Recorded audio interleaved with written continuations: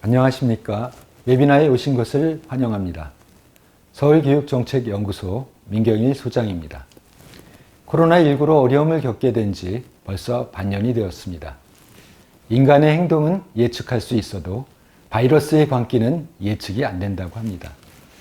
삶은 원래 혼돈이고 예측 불가능하나 지금처럼 모든 것이 불확실한 때는 일찍이 없었습니다. 세계는 지금 파악되지 않는 적, 코로나 바이러스와 힘겨운 전투를 벌이고 있습니다. 코로나19라는 새로운 상황에 우리는 비교적 다른 나라에 비해 잘 대처하고 있지만 이 위기가 언제든 다시 확산될 수도 있다는 불안감도 여전합니다. 어쩌면 우리는 영원히 이전과 같은 일상으로 되돌아갈 수 없을지도 모릅니다. 코로나 위기는 학교 교육도 예외일 수는 없습니다. 아침에 등교하고 선생님과 함께 공부하고 급식을 먹고 친구들과 함께 뛰노는 학교의 일상은 이미 깨졌습니다. 이제는 오히려 친구들과 거리두기, 온라인 수업이 더 익숙합니다. 이번 웨비나는 다음과 같은 질문으로부터 시작하고자 합니다. 우리는 코로나19를 어떻게 대처하고 극복하고 있는가? 코로나19가 우리 교육에 주는 의미는 무엇인가? 이 상황에서 우리는 과연 어떤 가능성을 찾을 수 있겠는가? 코로나19 이후 우리의 삶과 교육은 어떤 방향으로 나가야 할 것인가? 이에 대해 각계 전문가들을 모시고 의견을 나누는 자리를 마련했습니다. 먼저 신진욱 중앙대학교 교수는 사회학적인 시각에서 사회 변화의 모습을 조망해주고 코로나19가 어떤 교육적인 함의를 가지는지 이야기해 주실 것입니다. 두 번째로 학교교육 제사의 길로 유명한 전 보스턴 칼리지 앤디 하그리브스 교수는 교육이 변화하는 방향과 학교 교육의 혁신이라는 측면에 대해 성찰의 시간을 주실 것입니다. 세 번째로 홍정민 휴넷 연구소장은 최근 일상화된 온라인 수업과 에듀테크에 대해 전반적인 상황을 일별해 주시고 앞으로의 가능성과 교육의 대응 방안에 대해 말씀해 주실 것입니다. 네 번째로 이재영 공주대 교수는 코로나19 이후 환경과 생태 교육의 방향에 대한 말씀으로 생태 교육의 중요성을 다시 일깨워 주실 것입니다. 마지막으로 김현섭 수업 디자인 연구소장은 코로나19로 인한 교육과정과 수업의 변화와 나아가야 할 방향은 무엇인지 이야기해 주실 것입니다. 언택트 시대, 정보에 어두워 세상의 변화를 놓치는 것, 날로 새로워지는 변화가 낯설다며 자꾸 거리를 두는 것은 옳지 않습니다. 어차피 언택트 시대로 가고 있다면 피하지 말고 받아들여야 합니다. 슬프지만 이것이 현실이고 코로나와 함께 살아갈 우리의 숙명이니까요. 변화에서 가장 어려운 것은 새로운 것을 생각해내는 것이 아니라 이전에 가지고 있던 틀에서 벗어나는 것이라는 존 메이너드 케인스의 말처럼 이번 웨비나가 새로운 생각을 제시하는 것이 아니라 이전에 갖고 있던 사고의 틀에서 벗어나는 계기가 되기를 바랍니다. 감사합니다. 네, 안녕하세요. 잘 되고 있나요? 네, 되고 있군요. 신진욱입니다. 저는 중앙대학교 사회학과 교수로 재직 중에 있고요. 서울시 교육청 교육연구정보원에서 주최하는 포스트 코로나19 사회와 교육의 변화, 방향, 가능성 웨비나에 초대해 주셔서 기쁘고 영광으로 생각합니다. 제가 맡은 부분은 코로나가 가져온 사회 변화에 대한 내용입니다. 아,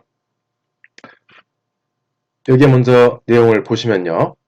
첫 번째로 정부 신뢰도 변화, 두 번째로 사회 경제적인 변화, 그리고 세 번째로 의식과 가치 변화, 요 세 가지를 중심으로 말씀을 드리고요. 그 다음에 마지막 짧게 코로나 시대의 교육에 대해서 교육을 위해서 교육 전문가가 아닌 비전문가로서의 제언을 드리도록 하겠습니다. 저는 교육사회학 전공이 아니고요. 정치 시민사회, 국가, 공공정책을 전공하는 사람입니다. 그래서 그 관점에서 교육 현장에 계신 분들께 혹시라도 참고가 될 만한 내용이 있다면 하는 마음으로 몇 가지 제안을 드리도록 하겠습니다. 먼저 여기에 보시겠습니다. 세계 각국 인구 대비 코로나19 감염자 왼쪽이고요.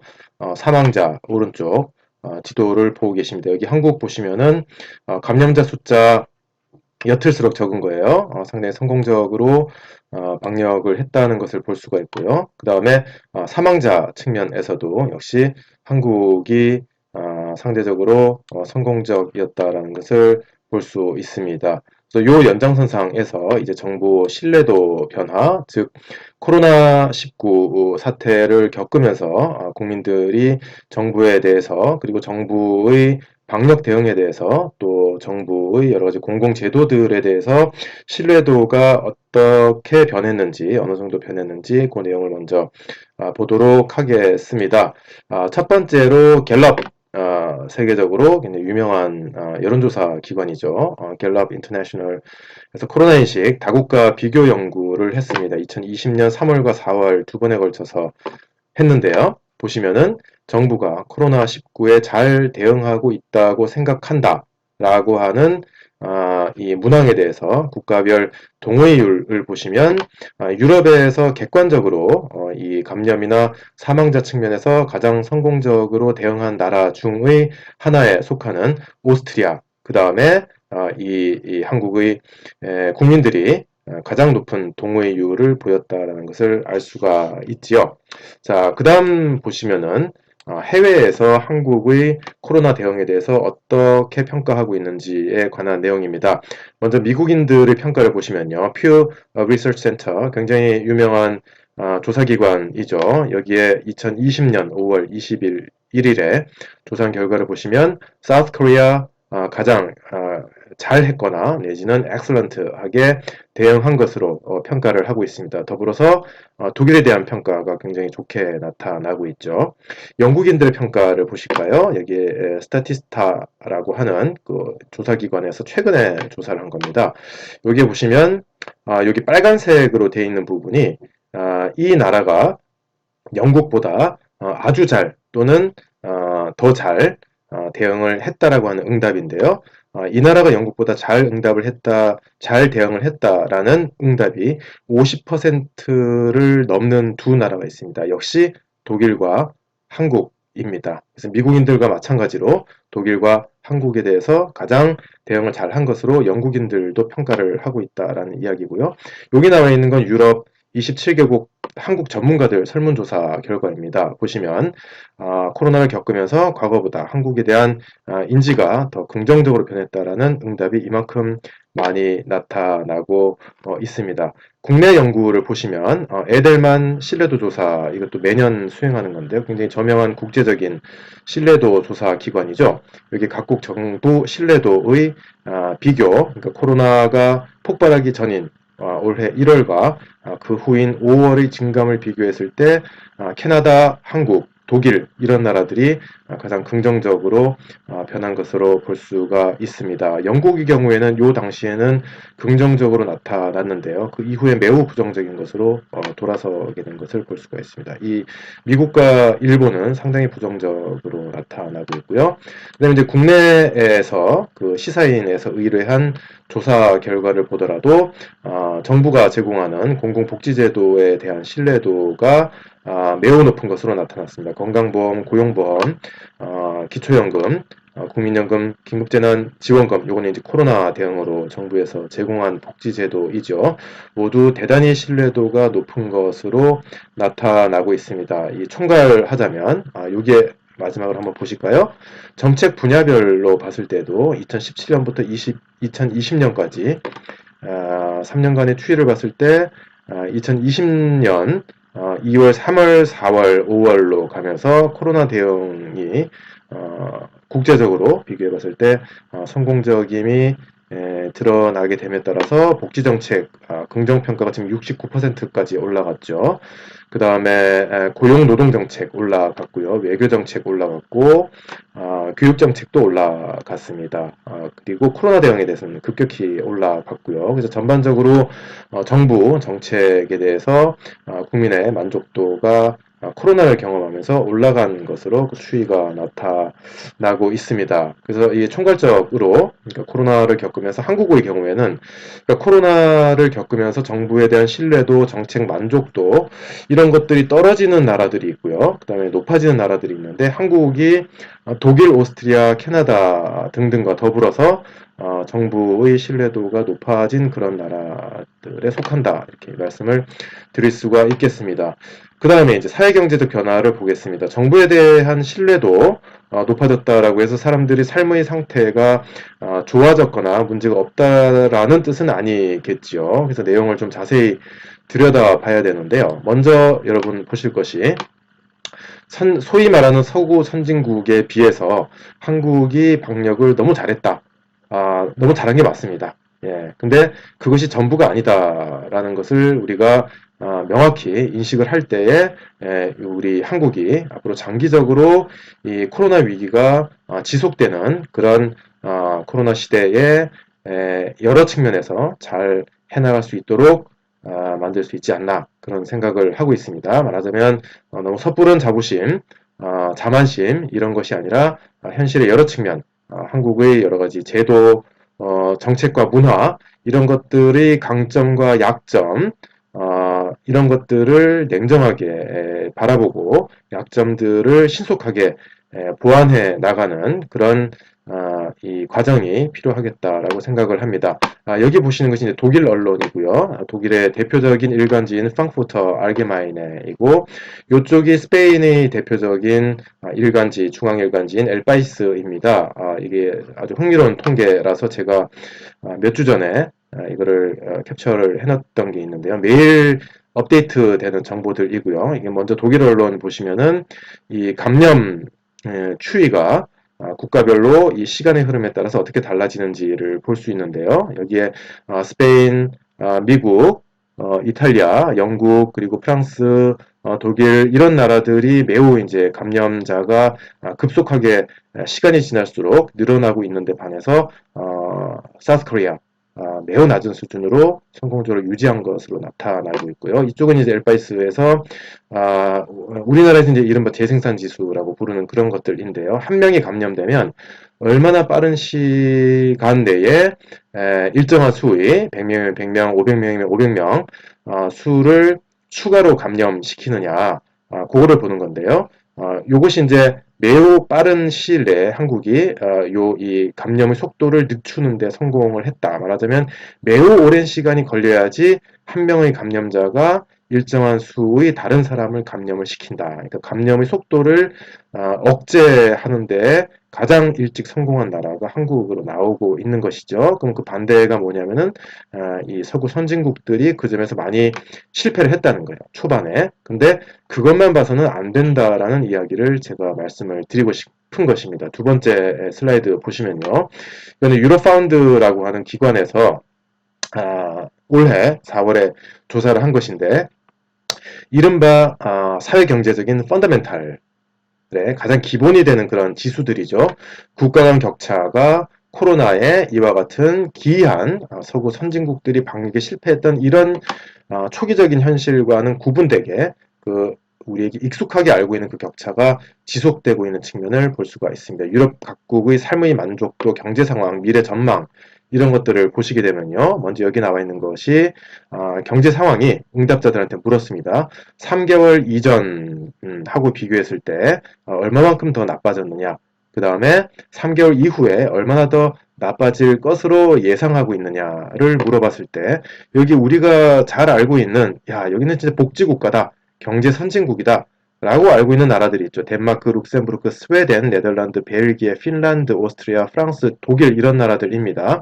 많이 나빠지지 않았다라고 대답을 합니다. 그 다음에 3개월 뒤에도 많이 나빠지지 않을 것이다 라고 하는 그런 낙관을 갖고 있음을 우리가 알 수가 있죠. 그 다음에 방역에 초기에 그렇게 실패했음에도 불구하고 자신의 나라의 의료 체계에 대해서 어느 정도 신뢰를 갖고 있느냐라고 봤을 때 역시 덴마크, 핀란드, 스페인, 오스트리아, 룩셈부르크, 스웨덴, 네덜란드, 독일 이런 나라들이 여전히 신뢰하고 있는 것으로 나타나고 있지요. 펀더멘탈 지속된다라는 것이고요. 바로 이 점에서 한국이 펀더멘탈이 매우 약하다. 부정할 수 없는 사실입니다. 우리나라 GDP 대비 복지 지출 OECD 국가 중에서 가장 낮은 국가군에 속하고요. 그다음에 정부 지출 중에서 복지 예산이 차지하는 비중 가장 낮은 것으로 나타나고요. 전체 의료기관 중에서 공공의료가 차지하는 비중 여기에 이 선진국들 경우에 7, 80%씩 됩니다. 우리나라 10%밖에 안 됩니다. 말하자면 방역 행정에서 실패하게 될 경우에 말하자면 감염자, 사망자 만약에 뚫리게 된다면 우리나라 의료체계에 대단히 힘들어질 수 있다라는 그런 이야기이죠. 그래서 의료체계가 힘들어지고 감염자가 늘어나게 되면 그만큼 강력한 봉쇄 조처를 해야 되는 거고요. 그럼 그만큼 많은 파산과 실업과 소득 단절과 이런 것들을 맞아야 하는 것인데 그것에 대한 여러 가지 복지 안전망 한국 너무나 취약하다는 것이죠. 이 모든 것들 지금 방역에 성공해서 어느 정도 여유가 있는 지금의 이 시간에 우리가 반드시 개선을 해야만 앞으로 몇 년이 지속될지 모르는 코로나 시대에 대한민국이 계속해서 잘 지속 가능한 체제로서 이겨나갈 수가 있다는 점을 강조를 드리고 싶습니다. 자, 여기에 이제 우리 통계 보실 수가 있습니다. 실업과 소득 감소 보시면요. 연도별, 월별 무직자 수 이런 것들을 보시면 19년, 2020년 코로나와 더불어서 무직자 수가 급증을 한 것을 볼 수 있죠. 그죠? 무직자 수 증가율도 엄청나게 높아졌고요. 총 노동 시간은 반대로 급격히 떨어졌습니다. 급격히 떨어졌습니다. 이 얘기는 뭐냐면은 실직을 하지 않은 사람일지라도 상당한 소득 감소로 빈곤 위험에 떨어지게 된다라는 사실이죠. 이 상황이 앞으로 계속될 뿐만 아니라 점점 더 심해질 가능성이 있다는 점 잊지 말아야 되겠습니다. 그 다음에 이제 재난은 평등하지 않다라는 점 반드시 기억을 해야 됩니다. 여기 보시면은 내 직장은 코로나 감염 위험으로부터 안전하지 않다라고 느끼는 것이 이 계층에 따라서 다르다라는 겁니다. 상용직에 있는 사람들이 34% 정도 안전하지 않다고 느끼는데 반해서 비상용직, 프리랜서, 특수고용인 사람들 50% 이상이 불안을 느끼고 있습니다. 본인의 의지와 무관하게 실업을 지난 6개월간에 경험했다. 엄청난 차이가 지금 나타나고 있죠. 이쪽 보시면은 요게 이렇게 하면은 뭐가 줄어들던데요. 어떻게 하면 줄어들고 있습니다. 한번 더 누르면 또 줄어들었습니다. 네, 성공했습니다. 실업 기간 동안 실업 상태인데 실업 급여를 받은 적이 없다. 이 불안정한 직종으로 갈수록 그 비율이 늘어나는 것을 볼 수가 있습니다. 그래서 이런 상황 앞으로 우리 심각하게 고려를 해야 된다는 말씀이고요. 마지막으로 의식과 가치 변화 부분 보겠습니다. 두 가지 반응이 동시에 나타나고 있다는 점을 마지막으로 말씀을 드리겠습니다. 하나는 민주주의 그리고 평등, 공공성, 신뢰 이와 같은 가치를 중요시하는 여론이 코로나를 겪으면서 늘어난 것을 볼 수 있다라는 여론조사 결과가 있습니다. 정치에 관심이 늘었고요. 세금이 제대로 쓰인다고 믿게 되었고 우리나라 복지제도에 대한 믿음 이런 것들 늘어났다라는 응답들이 있습니다. 긍정적인 변화의 힘이 하나 있다라는 것이죠. 반대로 부정적인 변화의 힘을 볼 수가 있습니다. 놀랍게도 한겨레신문 최근 기획조사 한 바에 따르면 코로나를 겪은 이후에 여전히 성장이 분배보다 중요하고 국가의 책임보다는 개인이 알아서 해야 되는 것이고 연대와 협력보다는 경쟁이 중요시되고 삶의 질보다 경제적 성취가 중요하다라는 응답자가 여전히 많은 것으로 나타나고 있습니다. 그래서 유럽에서도 비슷한 경향을 볼 수가 있는데요. 최근에 유피니언스라고 하는 요 조사 결과를 보시면은 한편으로는 최저임금, 그다음에 기본소득 등과 같은 평등주의적인 지향이 강하게 나타나면서 다른 한편으로는 이 기후 위기와 같은 이런 여러 가지 이 공동체 전체의 위기에 대해서 민주주의보다 권위주의 국가가 더 잘 대응할 수 있다라고 응답한 젊은이들이 반이 넘는 것을 볼 수가 있습니다. 그래서 이 위기의 시대에 상충되는 혼란스러운 의식과 가치의 반응들이 나타나고 있다라는 말씀입니다. 이제 마지막으로 저의 제언을 간략하게 말씀을 드리겠습니다. 먼저 교육 환경 측면에서 감염병 대응 체제가 장기화되는 것에 대비를 할 필요가 있다. 즉 최근에 정경 질본 본부장께서 말씀을 하신 것처럼 봉쇄와 완화가 반복될 가능성이 몇 년간 지속될 수가 있다는 말씀을 하셨고요. 그것에 조응하는 일종의 이중체제 같은 것들을 교육 측면에서도 앞으로 구비해야 되는 것이 아닌가 하는 생각을 합니다. 말하자면 조만간 코로나 이전의 시대로 정상화될 것을 기대하는 그런 잠정적이고 임시적인 방식으로 계속 가는 것은 오히려 사태에 대한 대응을 점점 더 유예시키는 것에 지나지 않을 수 있다라는 생각을 해봤고요. 두 번째로는 교육 현장에서 다중적 위험이 공존한다. 학생들이 집단 감염, 그 다음에 교사분들의 노동 강도가 과도해져서 삶의 질과 교육의 질이 어쩔 수 없이 떨어지게 되는 상황을 우리가 우려를 해야 되고요.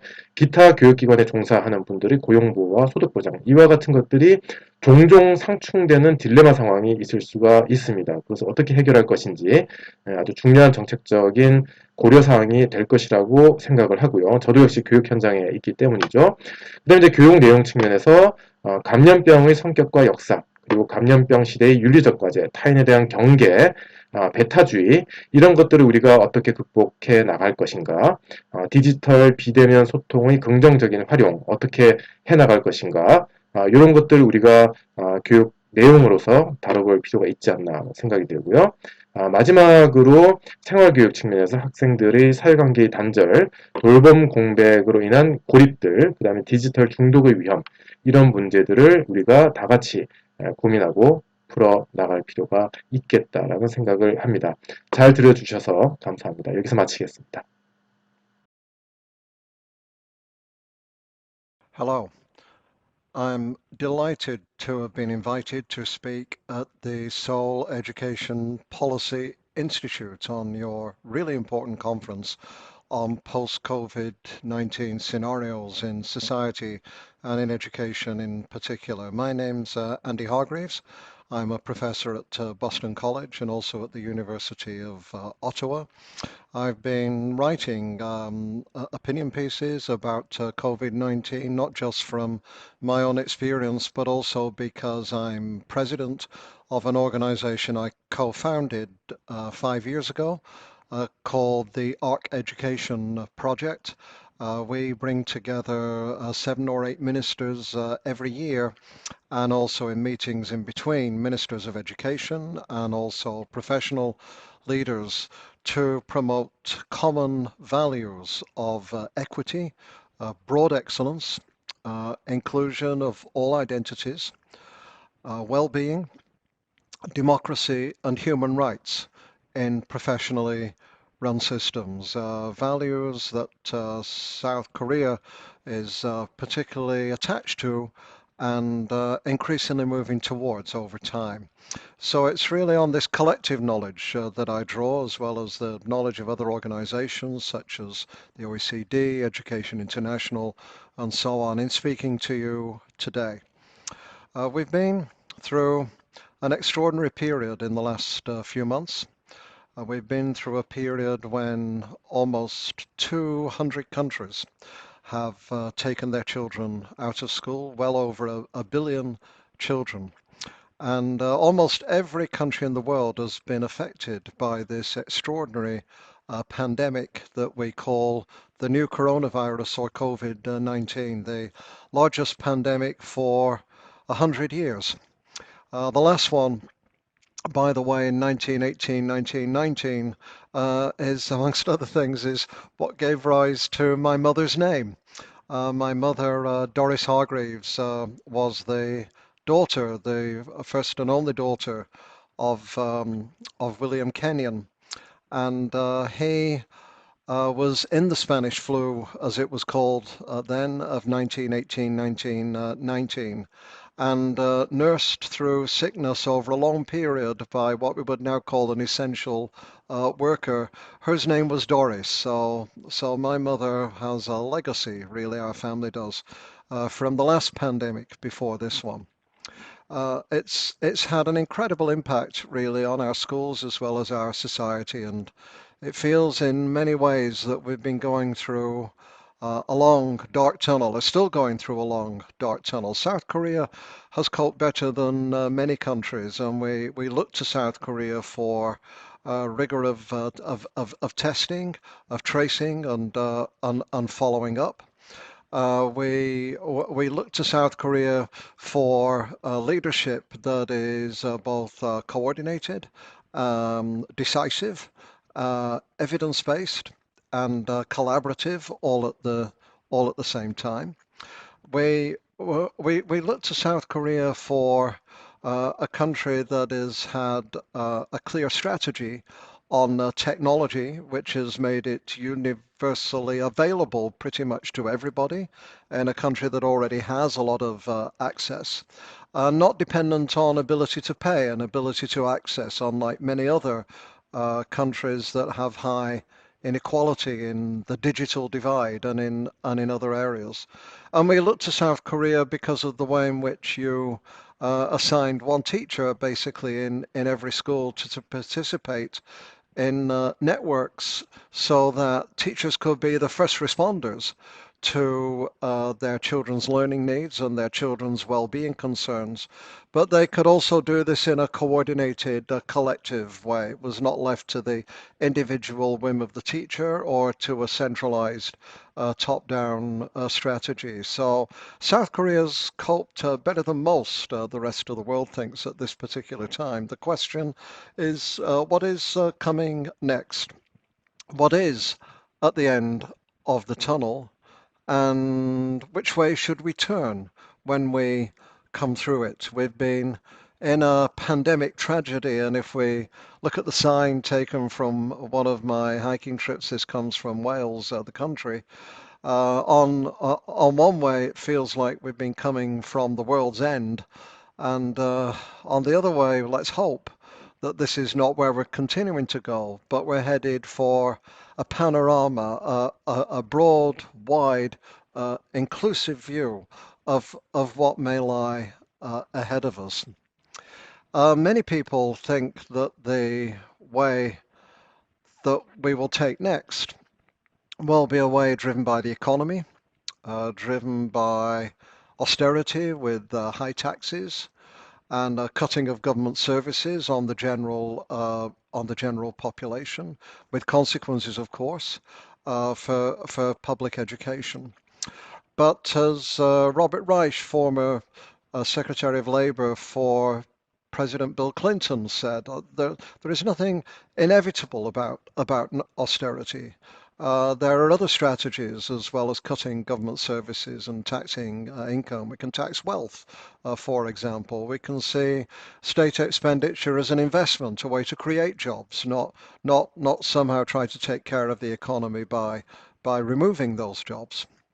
And so in this way, we start to think that the post-COVID scenario perhaps should follow what new economists, many of them women, are saying. People like Mariana Mazzucato or Kate Raworth, who invented what's called the donut strategy for societal growth. They argue that we shouldn't really measure ourselves primarily or predominantly by gross domestic product, by how we can increase it so that we can tax more people who earn it through their income. We shouldn't be too obsessed with the performance of one country related to another as the main measure of how effective we are, but rather we should be thinking about quality of life as a major indicator of how we perform and achieve. And the value of everything. This is what Mariana Mazzucato argues. And many political leaders are following the thinking of economists like this. They include Katrin Jacobs-Dottir, the Prime Minister of Ireland, Jacinda Ardern, the Prime Minister of New Zealand, Nicola Sturgeon, the First Minister of Scotland, and other leaders of countries like Denmark and Canada. Justin Trudeau in Canada are moving closely behind them. Nicola Sturgeon herself talks about how the goal and the objective of all economic policy should be collective well-being. It should not be growth for its own sake. And indeed, the original meaning of prosperity rather than austerity is not financial wealth. It basically simply means living well, living in a fulfilling way. So the ARC Education Group of Nations is about these kinds of values. Economists now, leading edge economists, are promoting these values, and so are some of our world leaders. In South Korea, in books that I've had translated into Korean, here's my translator in front of you now, on a visit I took last October, has been seeing this in terms of what my colleague Dennis Shirley and I a few years ago called the fourth way of educational change. The first way was really about teachers with individual autonomy, doing what they wished when they wanted, innovating in some places, but no cohesion or coordination of effort across them. And the second way was about markets, competition, standardization, and testing. When this book was translated, many people in South Korea looked at it and looked at the national system. They said, yes, this is where our national system is. This is why we've become a little bit obsessed about our high PISA scores every year. It's why we have our Hagwons. It's why there's extraordinary and sometimes self-harmful competition to get into the three elite SKY universities. The pedagogies have become very traditional because they've been focused on these kinds of goals. And as we see from OECD's data on well-being, which looks at the relationship between tested educational achievement and also well-being. South Korea is with a group of other Asian countries and also the UK, where I was born and brought up, in being in a cell that has very quite high performance, but also very low quality of life, low quality of well-being. So many provinces among the 17 districts in South Korea, particularly the one in Seoul, the one surrounding Seoul, but many others as well, have tried to focus on what Dennis Shirley and I call a fourth way of educational change, focusing on humanitarian values, on dignity, on social justice, on democracy, on quality of life and well-being, and on a system that promotes innovation in many schools in the district surrounding Seoul. I've had my attention brought to over 1,000 schools in a network of innovative schools, and I know that Seoul itself is innovating in the same kind of proportions. So South Korea is in some kind of battle or tussle federally and provincially between being in this second way of market standardization, testing, Hagwons, traditional pedagogy, and more humanitarian values about quality of life, about innovation, and about different ways of approaching teaching and learning. And this is also how we really need to think about what's coming after coronavirus, what it is that we will do next. And I have a simple diagram here to try and outline what the at least two of the scenarios might be. The more likely one, pushed by a number of governments, by traditional economists, by a number of political leaders who are mostly driven by GDP in more market-run systems, by a number of thought leaders, by economically driven organizations, is really on the left-hand side. And this is a strategy of imposing austerity, cutting back public services to try and reduce the debt, possibly increasing taxation of income amongst lower and middle income earners in particular. And we know from the last period of austerity after the global economic collapse what devastatingly harmful consequences these things can have for poverty, for children, and for inequality.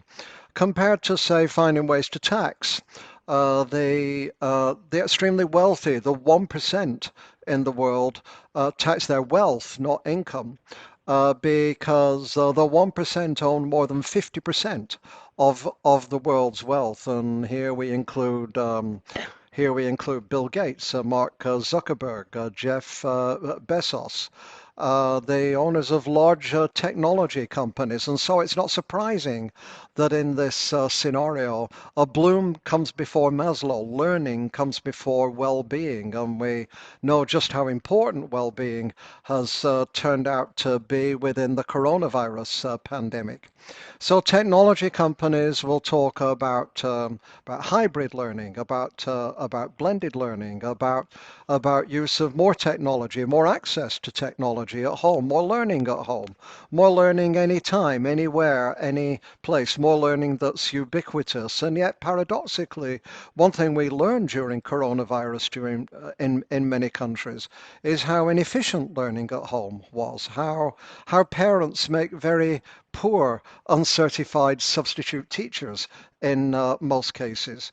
How many young people are easily distracted when they're in crowded family environments with multiple devices, for example, how they miss the care of their teachers, school just as a place to be so their parents can go to work. So the argument for more technology has little educational merit as a private option, but is one obviously that the technology companies and those who associate with them will be favoring very, very greatly. Linked to this are in one document by Microsoft, for example, you'll see apparently compassionate measures to protect teachers over 55 from impact of coronavirus because they're vulnerable, and to offer them early retirement. And yet this seems not only heartless because many teachers over 55 are in the prime of their career, probably including the presenters on this panel, actually. And over 55 is not the cutoff, actually, for vulnerability. Over 65 is. If we want to be compassionate to teachers over a certain age during this crisis, offer them other jobs, offer them teaching and working from home, offer them different roles, offer them long-term disability, and yes, offer them early retirement too if they wish, but don't force or push or nudge them into early retirement just because it will allow old, expensive teachers to be moved out the way and young, inexpensive, more flexible ones to be placed there in their stead. And last but not least, we're starting to see that although during coronavirus, there was really no mourning of the loss of educational testing in countries like the United States, Canada, the UK, many others. People missed contact with their peers. People missed the expertise of the teachers. Nobody really missed standardized testing. And there's a strong possibility that we could find a way to live in a world without high stakes testing and the enormous cost that involves. If you want to make a saving, save on the costs of high stakes testing. And there are some who say, well, we need the testing to see how inequitable things will be after 3 years following the coronavirus. But we have many other ways of doing that than high stakes testing everybody. We can do it through samples, we can do it through formative assessments and so on. So this is panorama one.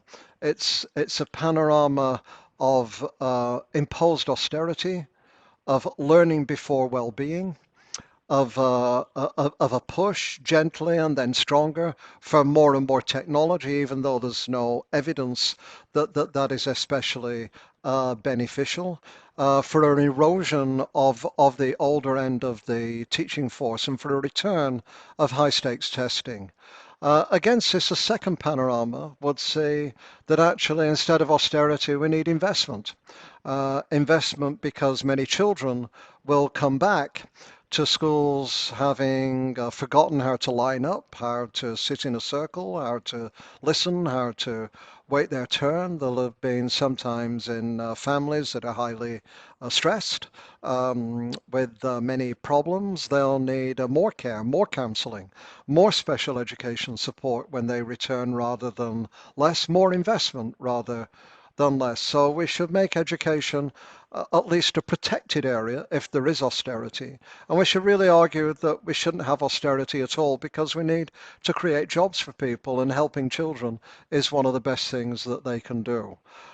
We should think about technology. We've discovered that access is unequal in lots of countries, not in South Korea, but like South Korea or Uruguay, for example, we should make technology a public, uh, universal, and free of charge for those who otherwise could not afford it as a human right, rather than government money going to private companies to enhance their gain in a way that causes inconsistency in access to people who want technology outside of schools within their rights. We need to focus in the immediate years after COVID-19, not on learning anytime, anywhere, ubiquitously, but actually on what children have missed, the here and now, playing outside, being with their friends, being cared for by their teacher, building a community, committing to public good. We need to return to the idea, which Asian countries are very strong in having, that public education is about building a society, building a nation, building a community, and not simply about using technology for individual private choice anytime, anywhere, give or take. And we need to think about investing in all our teachers, not just in our younger teachers. And we can save money by not returning to the testing of a high stakes nature that we found that we could easily do without. We have two choices ahead of us. One is the traditional route of increasing GDP, of reducing public services, of saving money from investment in public education, and to have no impact on the 1% who have most of the world's wealth. That is where most of the contribution should now realistically be coming from. The politically easier strategy is to grow GDP, is to tax and cut back on services for everybody, is to reintroduce the testing, is to erode teaching. And as Confucius said, the superior man is the one who understands what is right. We want to avoid being the inferior man or woman who understands what will sell. So let's focus on what's right, on investment, not austerity, on public, universal, free access to technology, on the here and now, and not just anytime, anywhere, on investing in all teaching, high quality teaching, on the basis of which Korea has stood so well for so long, and in its struggle between the second and the fourth way, that not reintroducing testing on a big scale will enable South Korea to move fully to the fourth and not turn back to the second, which has harmed the well-being of its young people over the last decade or two. Thank you for the time for listening to this message. And I hope you have a good and productive Congress for the rest of the Congress. And in time, I hope to return and to be able to work with you, not just anytime, anywhere like now, but here and now, face to face, in community together. Thank you again.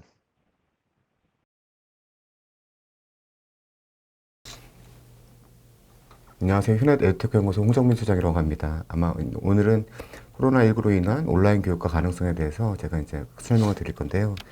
저는 일단 HRD라는 분야, 즉 기업 교육에서 거의 한 20년 정도 근무를 했었고요. 그리고 학교 교육 쪽은 사범대를 나와서 잘 교생 실습이나 나갔었는데, 오늘은 조금 기업 교육 관점에서 좀 말씀을 드리고, 그러면 학교 교육에서 어떤 변화가 인사이트가 어떻게 얻는지에 대한 얘기를 좀 드릴까 합니다.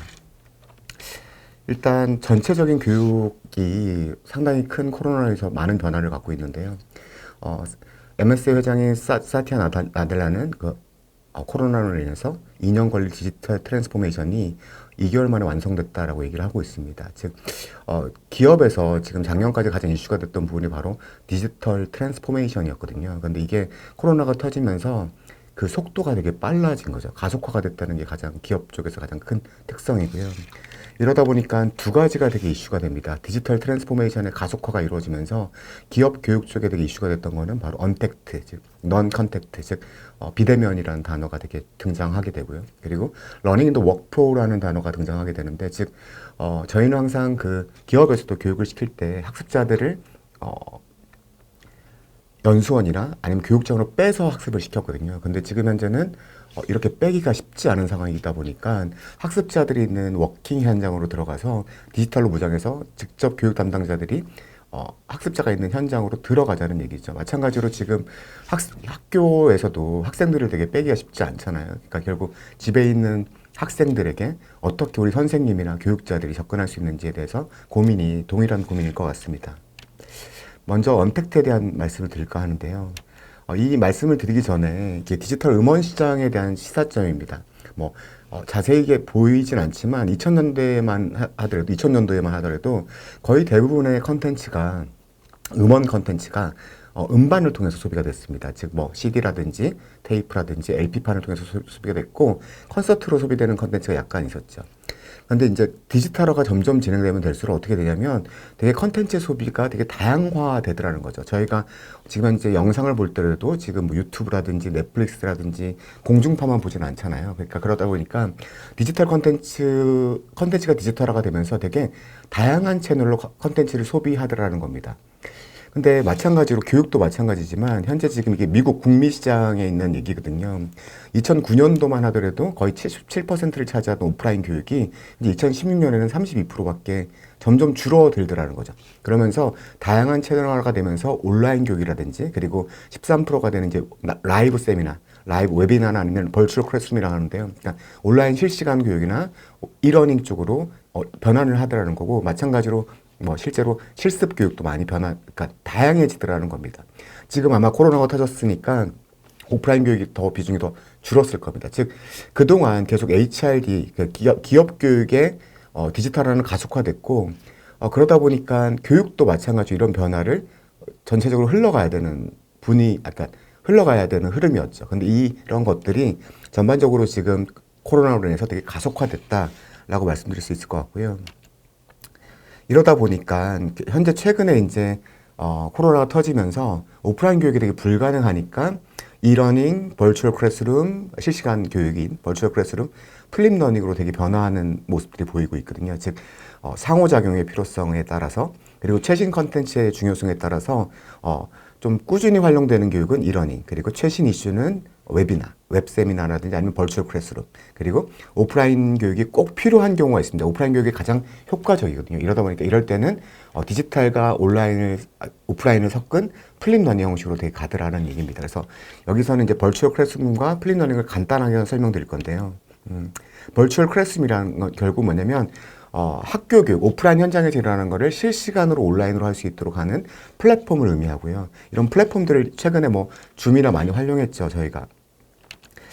그래서 가장 이러닝과 벌추얼 클래스룸의 가장 큰 차이점은 뭐냐면 되게 실시간이라는 점이 되게 큰 차이고 지금 화면에서 보이시면 아시겠지만 벌추얼 클래스룸의 어떤 유저 인터페이스와 이러닝 유저 인터페이스가 다르죠. 그러니까 즉 실시간으로 되게 상호작용하는 데 되게 집중한 그런 온라인 교육의 방식이다라는 거고요. 결국은 그 이러닝과 벌추얼 클래스룸 중에서 뭐가 좋냐라고 하면은 결국 그 방식에 따라서 다르다는 거죠. 즉 이러닝에 비해서 상대적으로 꼭 알아야 하는 교육, 내용이 좀 복합적일 때 그리고 상호작용이나 협업이 되게 필요할 때 벌추얼 클래스룸을 많이 쓰면 되게 좋다라는 말씀이고요.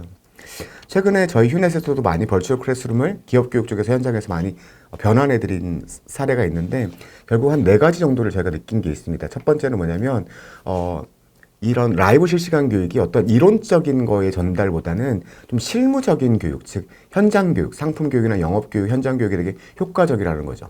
두 번째는 교육 시간의 안배가 저희가 50분 교육, 10분 수업 이런 것들 똑같이 지금 기업에서 쓰이고 있는데 이런 것들이 좀 다르더라는 겁니다. 집중도 되는 시간이 좀 짧아서 일단 그 러닝 타임이 한 7, 80% 오프라인 교육의 길이의 7, 80%가 안배하는 게 좀 좋겠다라는 거고요. 그리고 강사의 라이브 스킬이 되게 중요하다라는 거죠. 즉, 그 실시간 라이브를 하면서 채팅창을 봐야 되고 강사분은 되게 바쁘거든요. 그럼에도 불구하고 이 사람이 어떻게 소통해 주느냐가 되게 중요하다라는 거고 동시 접촉사 트래픽에 대한 이런 기술적인 요인들도 꼭 반드시 교육자가 챙겨야 된다라는 걸 느낄 수 있었습니다.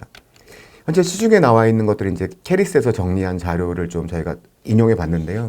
결국은 되게 다양한 지금 실시간 라이브 클래스 툴이 있는데 이것도 마찬가지로 그 학습자의 목표와 학습적인 방법에 따라서 다양하게 쓸 줄 알아야 될 것 같습니다. 그래서 구글 미치나 시스코, 그러니까 가장 좋은 거는 시스코 웹엑스나 뭐 우리나라엔 들어오지 않지만 어도비 커넥트가 가장 좋은데 다양한 상호작용이나 아니면 실제로 그룹을 만들어서 강사가 안에 들어가서 대화까지도 가능한 이런 기능들이 되게 많이 갖춰져 있거든요. 근데 이거는 조금 비싼 게 흠이죠. 그래서 가장 가성비는 가장 좋은 게 이제 줌을 되게 많이 쓰고 계시고 줌은 또 해외 거다 보니까 뭐 리모트 미팅을 쓰기도 하고 우리나라 거인 그런 여러 가지 그룹이라든지 이런 것들 쓰기 하시는데 이런 각 특성에 맞게끔 그런 활용하시는 게 되게 좋다라고 말씀드릴 수 있을 것 같습니다. 두 번째는 플립러닝인데요. 결국은 플립러닝의 철학에 대해서 좀 말씀드리려고 하는데 플립러닝을 출발한 존 버그만이 플립러닝의 플립러닝을 하게 된 단 하나의 질문 한 가지입니다. 즉 오프라인 교육이 너무 중요하니 어떻게 오프라인 교육을 더 잘할 수 있을까라는 점입니다. 그래서 이게 이제 학습 효과 피라미드잖아요. 그래서 들으면 5%를 기억하고 말로 설명해 보면 거의 90%를 기억해서 거의 20배 정도가 차이 나죠. 즉 플립러닝은 오프라인 교육이 너무나 중요하다는 거죠. 그러다 보니까 뭐만 하자? 즉 학습 효과가 되게 높은 부분만 집중하자는 겁니다. 그리고 나머지는 어떻게 하자? 다 온라인으로 보내버리자는 겁니다. 즉 토의해보고 실제해보고 말로 설명하는 부분, 즉 코로나로 인해서 오프라인으로 모이는 시점이 되게 적어졌잖아요. 즉 마찬가지로 플립러닝 철학도 오프라인이 너무 중요하니 오프라인 시간에는 이렇게 학습 효과가 높은 부분만 하자라는 거고요. 두 번째 철학은 이게 블룸의 텍소노미인데 결국 교육은 그동안 너무나 이해하고 기억하는 데 너무 집중해 왔습니다. 하위 목표에. 그런데 실제 정말 교육의 궁극적인 목표는 적용하고 분석하고 평가하고 창조해내는 거잖아요. 즉 이 플립러닝이 철학이 오프라인 교육이 너무 중요하더라고요. 오프라인 교육에 뭐만 집중하자는 거죠. 즉 기억하고 이해하는 거는 온라인으로 보내버리고 상위 학습 목표에 집중하자라는 겁니다.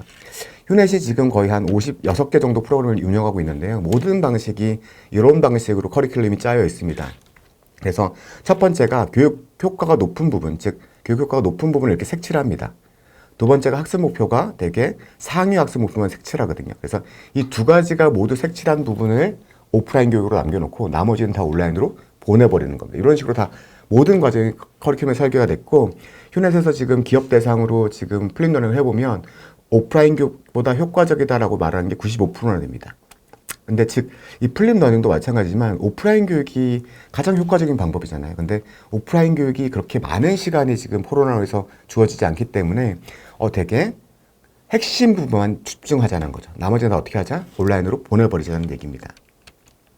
그래서 결국은 이 오프라인과 온라인의 이렇게 플립러닝처럼 되게 이게 이제 유네스코의 학교 변화 시나리오에서 2008년에 나왔던 건데 결국은 코로나로 인해서 아니면 미래 학교는 이렇게 독립된 학습 시간이나 계획된 학습 프로젝트 학습만 오프라인에서 하고 독립된 학습 시간은 집이나 학교나 이런 데서 모바일이나 이런 통해서 온라인으로 스스로 학습할 수 있는 이렇게 두 가지가 병행되지 가지 않을까. 저희가 이제 기업 교육적인 시각에서 보면 이런 게 되게 합리적이고 교육 효과를 극대화시킬 수 있고 또한 이제 비대면 시대에 되게 적합한 모델로 성장할 수 있다라고 개인적으로 생각하는 바를 좀 설명을 드렸습니다. 두 번째는 러닝 인 더 워크프로인데요. 결국은 기업에서는 러닝 인 더 워크프로지만 결국 학생들 입장에서 학교 입장에서는 러닝 인 더 라이프 프로겠죠. 그러니까 일상생활에서 어떻게 학습을 할 수 있겠느냐라는 거고요. 결국은 아까도 말씀드렸지만 연수원이나 교육장으로 불러내는 게 아니라 디지털로 무장해서 어떻게 학습자한테 교육자가 다가갈 수 있느냐. 마찬가지로 학생들 입장에서도 학습 관리, 상담, 평가가 이 학생들한테 디지털 기술을 무장해서 다가가서 어떻게 실행할 수 있느냐라는 것들이 바로 러닝 인 더 워크프로의 개념이라는 거고요. 이 개념은 이제 모멘트 오브 니즈라는 개념, 즉 교육이 정말 필요한 시점, 기업 교육이 되게 필요한 시점이 처음 배웠을 때, 더 알고 싶을 때, 아는 걸 적용하려고 할 때, 뭔가 일이 잘못될 때, 변화가 필요할 텐데요. 지금 현재 기업 교육은 대부분 뭔가 처음 알고 싶을 때만 한다라는 거죠. 근데 러닝 더 워크플레이스의 개념은 이렇게 좀 더 모멘트 오브 니즈의 그 상위 단계로 내려가기 위한 거라는 거고요. 그리고 70-20-10 모델이라는 게 있습니다. 결국 성인 학습자가 학습을 할 때 10%만 교육을 통해서 배우고 나머지 20%는 타인을 통해서 70%는 업무 경험을 통해서 배운다는 건데 1000에서 2070에서 2070-00으로 넘어가기 위해서는 결국은 러닝 인 더 워크플레이스가 돼야 된다는 거죠. 근데 전반적으로 설명드린 거는 러닝 인 더 워크플레이스, 러닝 인 더 라이프로의 가장 핵심적인 부분은 바로 모바일입니다. 즉 교육 담당자, 기업의 교육 담당자의 대부분이 월별, 분기별, 연도별 이렇게 계획을 세우거든요. 마찬가지 선생님들도 마찬가지일 거예요. 한 학기의 수업을 먼저 세우고 연도별 이렇게 계획을 세우시는데 결국 학습이 일어나는 현장, 자기주도적인 학습으로 넘어간다고 했을 때 학습이 일어나지는 현장은 바로 데일리와 위클리라는 거죠. 결국 매일매일의 학습법 그리고 주 단위의 학습법이 되게 중요한데 이거에 다가가기 위해서는 어떻게 해야 되냐라는 걸 고민해야 된다는 겁니다. 그 방법이 바로 이제 마이크로 러닝이라는 건데요. 결국 짤방, 최근에 이제 젊은 친구들을 대상으로 짧은 강의, 짧은 방송들을 되게 선호하는 현상인데요. 이런 짧은 강의를 되게 좀 고급지게 표현한 게 바로 마이크로러닝인데 기업 교육에서는 마이크로러닝을 5분 이내 영상 컨텐츠로 얘기를 하고 있습니다. 5분 이내 소비될 수 있는 컨텐츠, 물론 영상만은 아니지만 5분 이내 소비될 수 있는 컨텐츠를 정의하고 있는데요. 이 중요한 이유가 뭐냐면 대부분을 통해서 모바일을 통해서 그 정보를 얻더라는 겁니다. 대부분의 지금 학습자들이. 그리고 결국은 검색을 통한 소비고 그리고 밀레니얼이나 Z세대가 점점 워크포스로 이동되는데 이들이 너무 익숙한 게 바로 모바일이라는 거죠. 근데 이 모바일에 되게 적합한 컨텐츠가 뭐다? 바로 마이크로러닝입니다. 5분 이내 컨텐츠라는 거죠. 유튜브 1위부터 50위까지의 평균 시간을 보면 2분 43초밖에 안 됩니다. 즉 모바일로 집중할 수 있는 시간은 이러닝과 오프라인 교육이랑 되게 다르다는 점이죠. 그래서 마이크로러닝이 가장 지금 기업 교육에서 가장 핫한 단어 중에 하나거든요. 그러면 이제 마이크로러닝과 매크로러닝이랑 이러닝과 오프라인 교육을 어떻게 조화할 거냐라고 하면 매크로러닝은 처음 배웠을 때 되게 중요하다는 거죠. 처음에 일단 체계를 잡아놓고 결국 일상생활에서 러닝 더 워크프로나 라이프프로에 적합한 컨텐츠는 바로 이 마이크로러닝이라는 겁니다. 그래서 오레일리의 연구조사 결과도 마찬가지지만 결국은 초보자들한테는 매크로러닝, 이러닝이랑 오프라인 교육이 그리고 점점 성숙이 되면서 갈수록 마이크로러닝이 되게 추천된다. 마찬가지로 기업 현장에서 이렇게 쓰였다면 마이크로러닝에 대해서 학교 현장에서도 모바일로 어떻게 학생들한테 과연 학습한 거를 기억하고 활용하게 하거나 아니면 복습을 시키거나 아니면 짧은 단위 컨텐츠를 어떻게 배우게 할 거냐라는 고민이 필요할 수 있겠다라고 생각을 하고 있습니다. 그리고 결국은 교육이란 게 학습을 하고 기억을 하고 활용하게 만드는 게 가장 큰 목적이고 결국은 성과를 내는 게 목적이잖아요. 그 학습만 시키는 게 아니라. 그러다 보니까 기억하고 활용하는데 모바일 플랫폼들이 이용된다라는 거죠. 지금 휴넷에서 실시하고 있는 게 이제 어빙하우스 망각곡선에 대한 그러니까 러닝 리인포스먼트 프로그램이라고 하는데 뭐 러닝 부스터라고도 이해합니다. 그러니까 학습한 거를 기억하기 위해서 이 어빙하우스 망각곡선의 주기에 좀 입각해서 계속해서 복습 자료를 보내주는 거죠. 마이크로 러닝 형식으로. 그래서 학습한 걸 기억하게 만드는 거고요.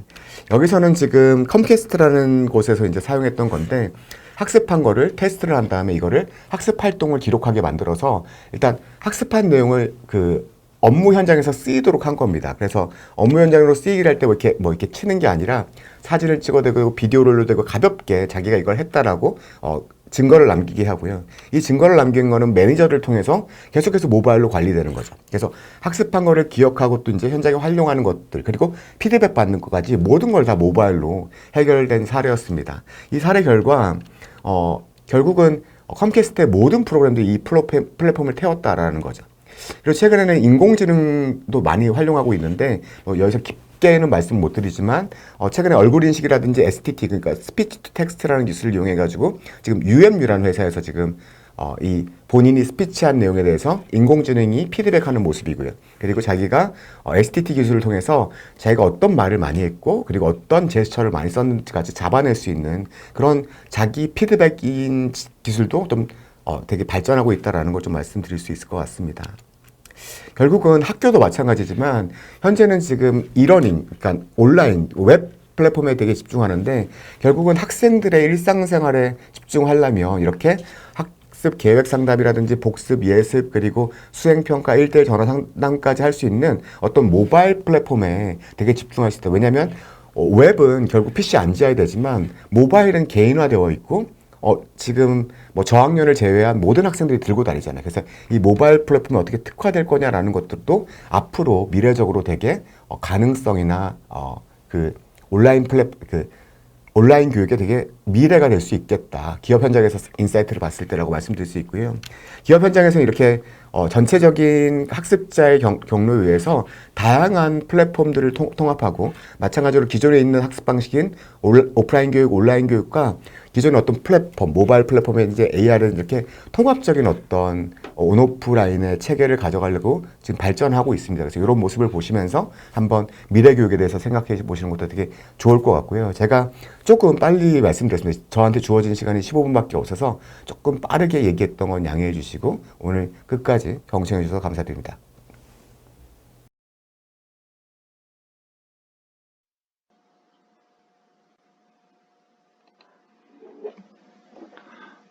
안녕하십니까. 국가환경교육센터장을 맡고 있는 공주대학교 이재영입니다.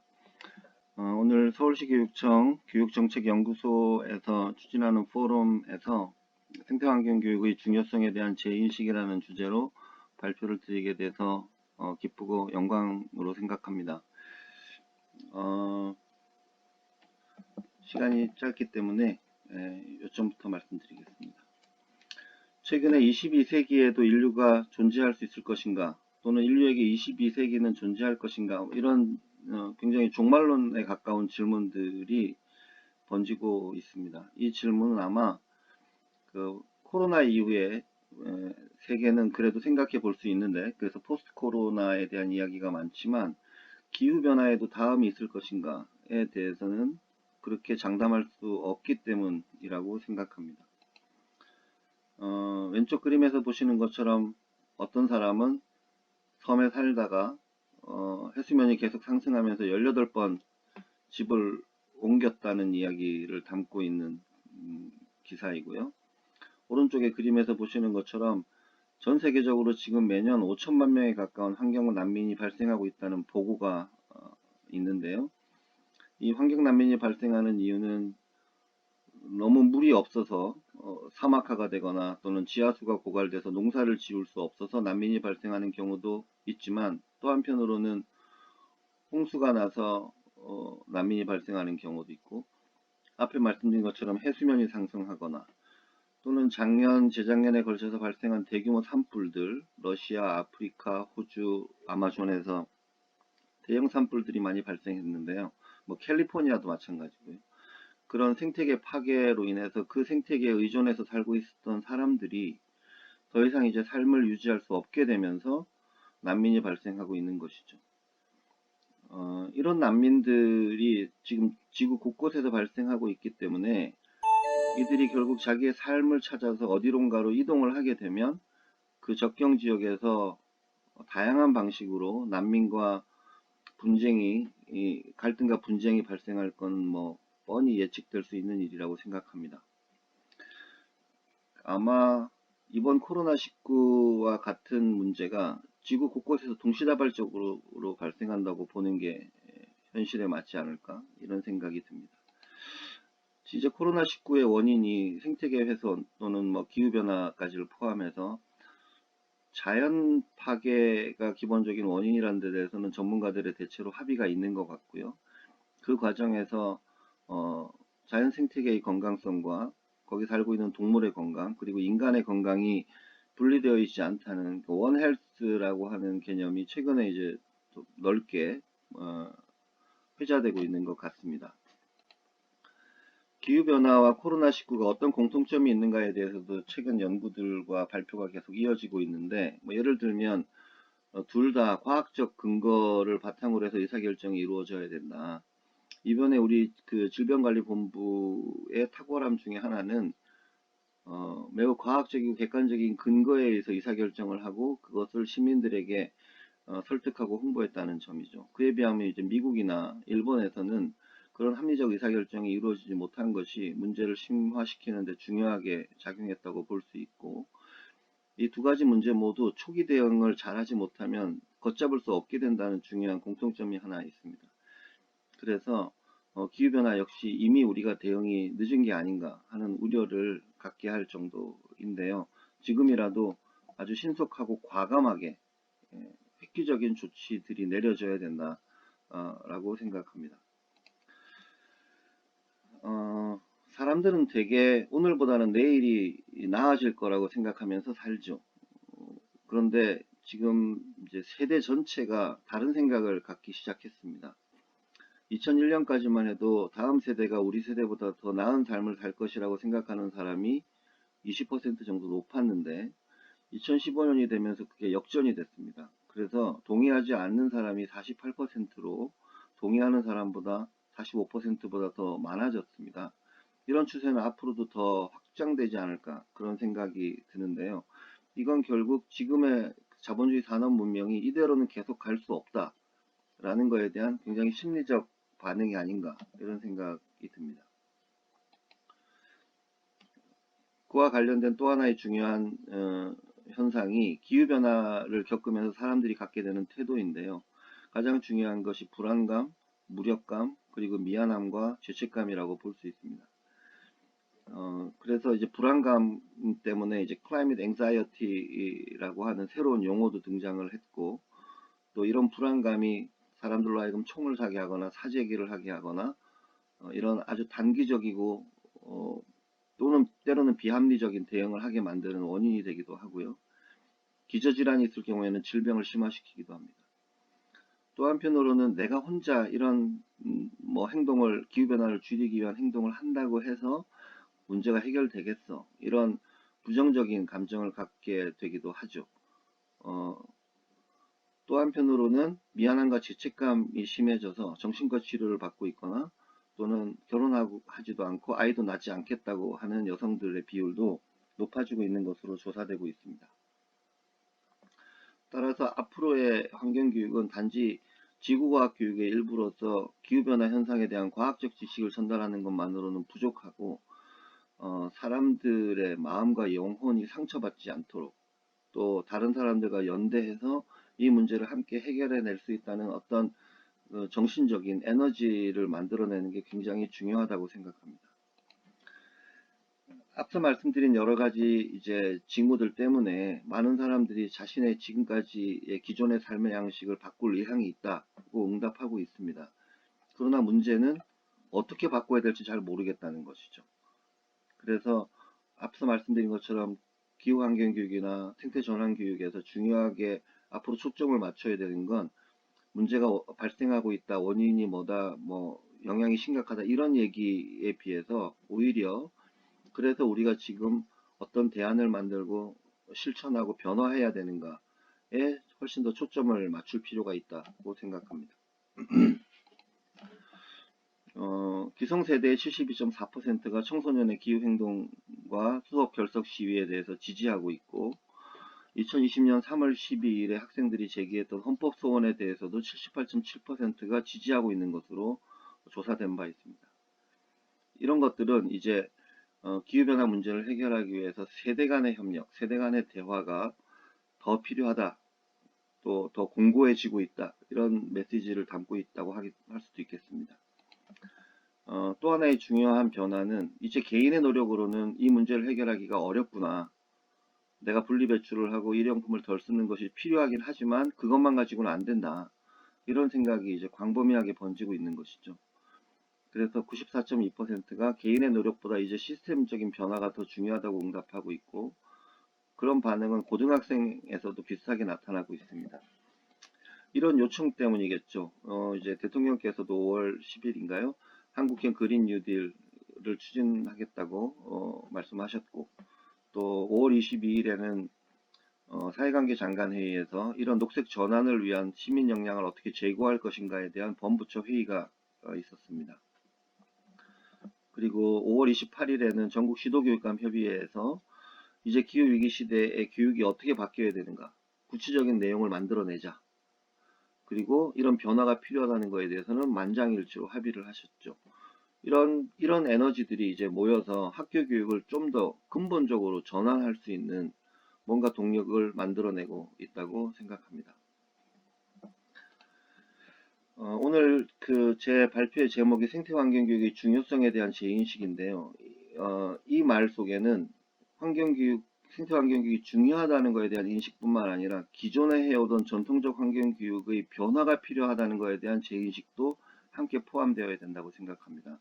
그 세 가지 방향을 꼽을 수 있겠는데요. 하나는 기존의 환경교육은 너무 환경 문제로 이제 고립해서 다루었는데 그렇게 해서는 안 되겠다. 이번에 이제 코로나 사태에서 보듯이 코로나에 걸려서 죽는 사람보다 아마 굶어 죽는 사람이 더 많을 수도 있는 상황이지 않습니까? 그래서 인권 문제, 빈곤, 민주, 다문화, 성평등, 평화 이런 문제들을 환경 문제와 함께 묶어서 다루어야만 이 문제를 제대로 이해하고 해결할 수 있다. 그 다음에 지금까지는 개인들에게 분리배출을 열심히 하고 음식물 쓰레기를 덜 남기게 하고 대중교통을 쓰도록 개인적 실천에 초점이 맞춰졌다면 이제 앞서 말씀드린 것처럼 우리 사회의 에너지, 경제, 산업, 교통과 같은 시스템을 변화시키기 위한 방향으로 실천의 방향이 바뀌어야 된다. 또 그런 실천을 할 수 있는 역량을 키워줄 수 있는 교육이어야 되겠다.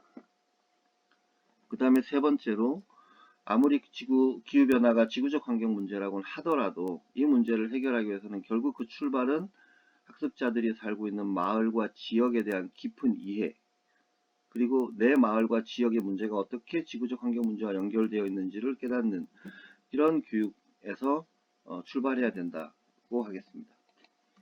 그리고 그동안 이제 환경교육에서 거의 다루어지지 못했던 경제체제로서의 자본주의의 문제, 정치체제로서의 민주주의의 문제, 그리고 사회문화적 측면에서의 다원주의에 관련된 이야기들을 이제 환경교육이나 생태전환교육에서 함께 묶어서 다루고 그 과정에서 이제 우리의 좋은 삶이라는 게 더 이상 더 많은 소유와 소비에 근거해서는 안 된다라는 각성의 메시지를 분명히 담아내야 된다고 생각합니다. 그런 의미에서 환경 문제도 기존의 생활환경 문제에서 자연생태계 파괴를 거쳐서 이제 지구환경 전체의 문제로 확대됐습니다.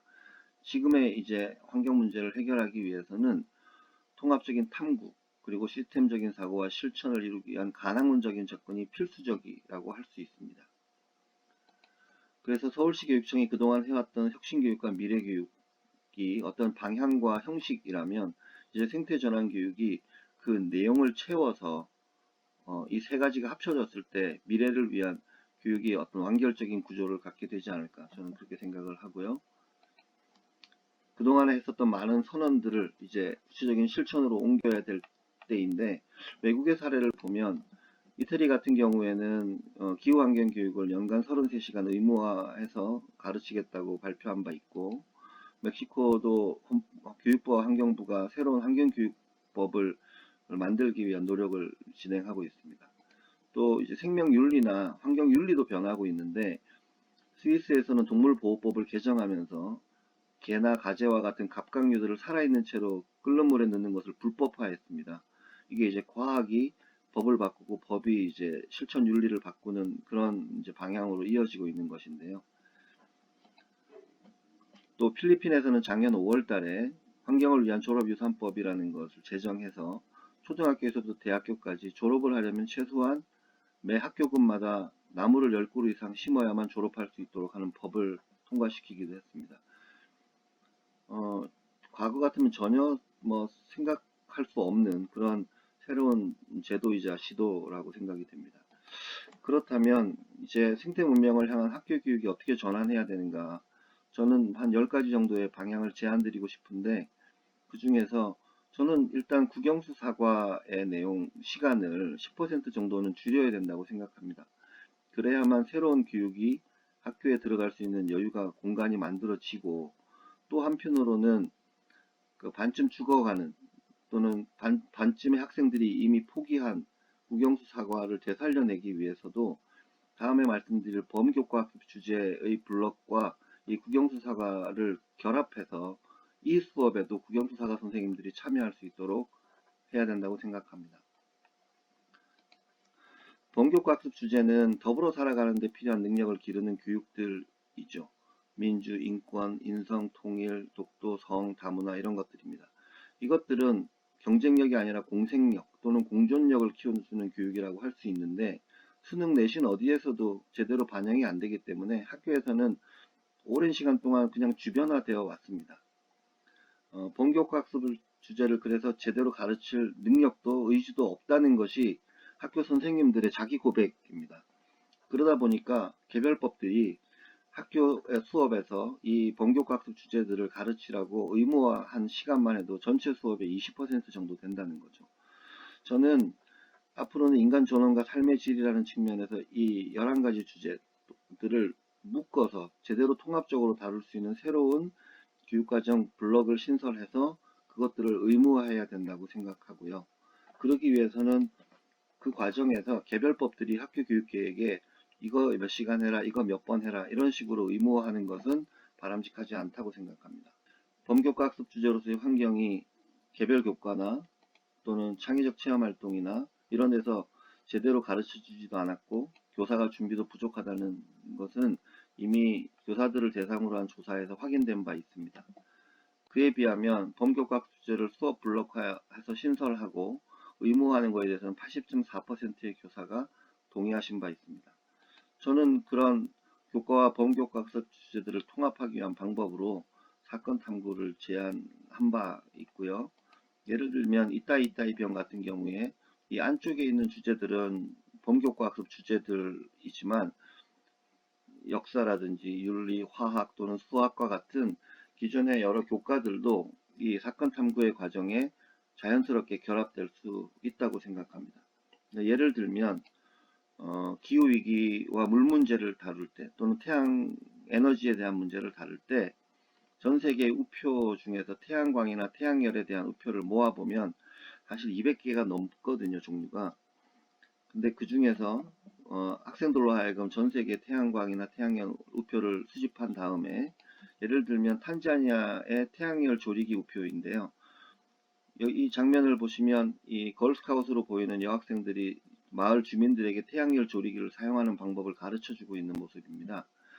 저는 이 우표 한 장에 대해서 탐구하더라도 이 나라의 지리적 위치 또는 경제 수준, 언어, 화폐 또는 인구 변화 또는 정치 상황 또는 누가 왜 이걸 가르치고 있는가 탄자니아에서 또 이 과정에서 여성의 인권이나 지위, 이 나라의 근현대 역사 이런 문제들을 함께 다루게 될 수 있고 그 과정에서 왜 탄자니아는 태양광, 태양열을 다루는 우표에 이런 모습을 담았을까 하는 걸 탐구하고 이해할 수 있게 될 뿐만 아니라 아이들이 스스로 이런 이해를 바탕으로 해서 우리나라 상황에 적용을 하고 우리나라의 태양광 우표를 만들어서 그걸 자기 이메일에다가 붙이고 많은 사람들에게 그 메시지를 전파하는 그런 프로젝트들을 얼마든지 할 수 있고 이 과정에 범교과학습 주제들 뿐만 아니라 여러 기존의 국영수 사과 등을 포함한 음리체까지도 디자인이니까요. 당연히 미술도 포함될 수 있고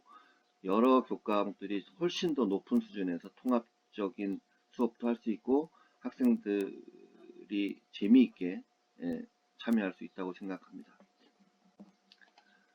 환경부는 지금 제3차 국가환경교육 종합계획을 만들면서 국가환경교육 플랫폼을 구축해 가고 있습니다. 이걸 통해서 10,000개의 초중고등학교와 학교 밖에 있는 4,000개의 시설, 3,500개의 기관단체를 연결하기 위한 플랫폼을 구축하고 있는데 이게 활성화되려면 환경부의 노력만 가지고는 불가능하죠. 그래서 이제 교육부의 노력이 아주 중요하고 또 그 교육부의 변화를 만들어내기 위한 또 교육청들 간의 이야기 또는 학교와 학교 밖의 이야기가 중요한 시점이라고 생각합니다. 저는 결론적으로 지금 이 환경위기, 기후위기 시대에 지속가능한 생태 문명을 지향하는 국가교육과정을 만들려면 지혜가 아니라 오히려 용기가 필요한 때가 아닌가. 즉 이제 코비드19를 거치면서 학교가 왜 필요한가. 학교는 반드시 가야 되는 줄 알았는데 학교를 못 가거나 안 갈 수도 있구나. 이런 생각을 하게 된 것처럼 우리가 국가교육과정 속에서 너무나 당연하게 생각한 것, 또는 너무나 기득권을 부여해왔던 것, 이런 것들을 근본적으로 재검토하고 필요하다면 해체시킬 수 있는 용기가 필요한 시점이다. 이렇게 생각을 하고 이와 관련된 좀 더 구체적인 논의를 포럼에서 할 수 있게 되기를 기대합니다. 감사합니다.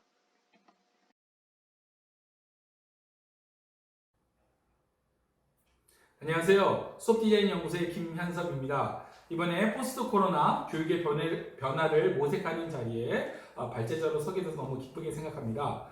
제가 여러 선생님들과 함께 생각하고자 하는 주제는 학교 교육과정 운영 및 수업과 평가의 방향에 대해서 함께 고민하는 시간을 가져보도록 하겠습니다.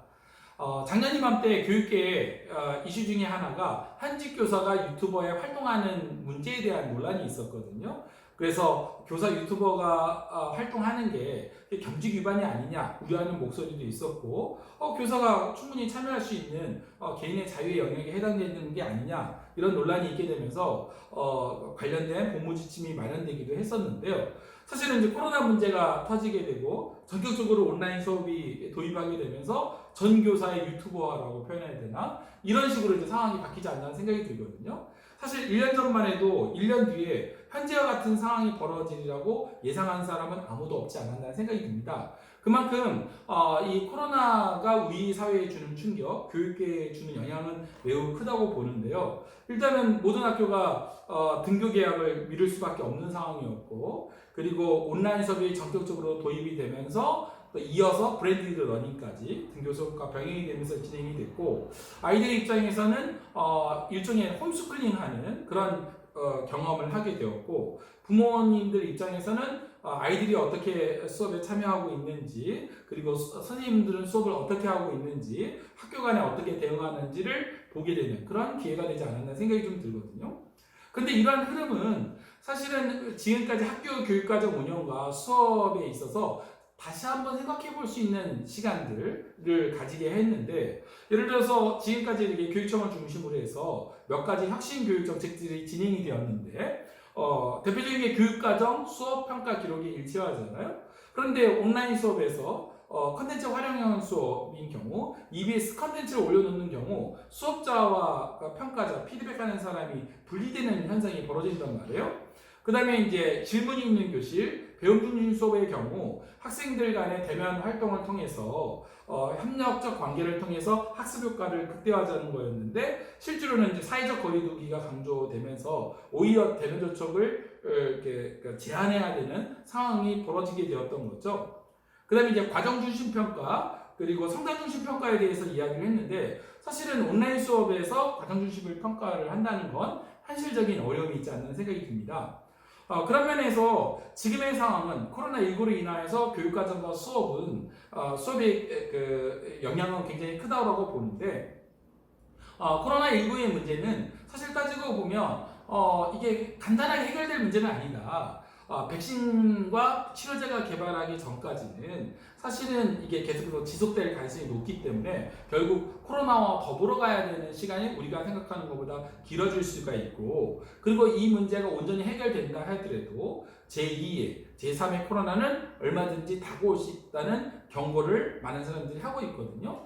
그런 면에서 처음에 온라인 수업은 임시 방편적 성격이 강했다면 이제는 그런 것이 아니라 상시적인 수업의 형태로 이제는 가야 된다는 것이죠. 실제로 이제 온라인 수업이 이루어지게 되면서 교육과정 운영에 있어서도 많은 어려움이 있지 않았나 생각이 들거든요. 예를 들어서 현재의 교육과정 같은 경우는 정상 등교 수업을 전제로 해서 구성이 되어 있었는데, 계약 연기로 인하여서 학사가 일정이 단축될 수밖에 없고, 그 다음에 수행평가가 정상적으로 진행되기 힘든 상황이 벌어지게 되면서 교육과정 재구성이 이루어지지 않고서는 실제로는 교육과정이 운영되기가 힘든 상황이 진행 중인 가운데 있죠. 그 다음에 이제 수업에 있어서 온라인 수업의 현황을 살펴보면, 그러니까 실시간 쌍방향 수업, 콘텐츠 활용형 수업, 과제 수행형 수업 등으로 혼합되어서 복합적으로 좀 진행이 되고 있는데, 실제로 해보니까 여러 가지 장점들도 나타났죠. 무엇보다도 비대면 수업을 통해서 학생의 안전과 건강을 지킬 수 있었다는 점, 그리고 또 언제 어디서나 수업이 가능하다는 거, 상시적인 공개 수업으로 인하여서 교사 입장에서는 좀 부담은 되더라도 수업에 대해서 좀 더 고민할 수 있는 기회가 주어졌다는 거, 그리고 또 이거 온라인 수업 체제로 전환되면서 교사 학습 공동체 차원에서 활동이 보다 활성화됐던 계기가 되지 않았나 생각이 듭니다. 그리고 또한 에듀테크가 발전할 수 있는 기회가 되기도 했어요. 하지만 오프라인의 수업의 장점이 온라인에 그대로 구현되지는 못한 현실적인 부분들이 있었는데, 아무래도 오프라인 수업에 비해서 교사의 실제감, 존재감은 낮을 수밖에 없었고, 인성교육과 생활지도를 풀어가는데 분명한 한계를 드러냈으며, 그 다음에 소위 말해서 인간 같은 경우 지식과 이해에 초점을 두다 보니 상대적으로 고차원적인 사고를 개발하는 데는 한계를 드러냈고, 그 다음에 유치원, 초등학교 저학년, 특수학생 같은 경우 수업을 원활하게 진행하기에는 현실적인 한계에 있지 않는 생각이 듭니다.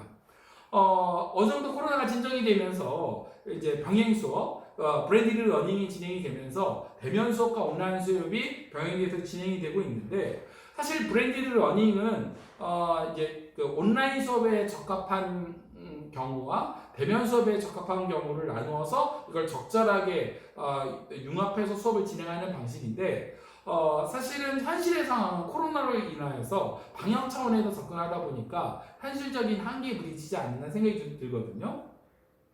브랜디드 러닝 같은 경우 순환 모델, 플렉스 모델, 알라카르테 모델, 그리고 가상 학습 강화 모델이 있는데, 이제 순환 모델 같은 경우는 교사가 통제하에 그 온라인 수업과 대면 수업이 이루어지는 형태인데, 뭐 대표적인 게 플립 러닝, 거꾸로 교실이 여기에 해당이 되지 않나 생각이 들거든요. 그리고 이제 플렉스 모델 같은 경우는 방송통신고등학교처럼 기본적으로 수업은 온라인 수업으로 진행을 하되 체육대회나 시험 등 필요한 경우에만 대면 활동으로 진행하는 것이 여기에 해당이 되고요. 알라카르테 모델 같은 경우 기본적으로 아이들이 일반 학교에 다니면서 수업을 받지만 일부 과목, 예를 들어서 뭐 선택 과목 같은 경우 온라인 과목으로만 개설해서 수강할 수 있도록 해주는 방식이 여기에 해당이 되고요.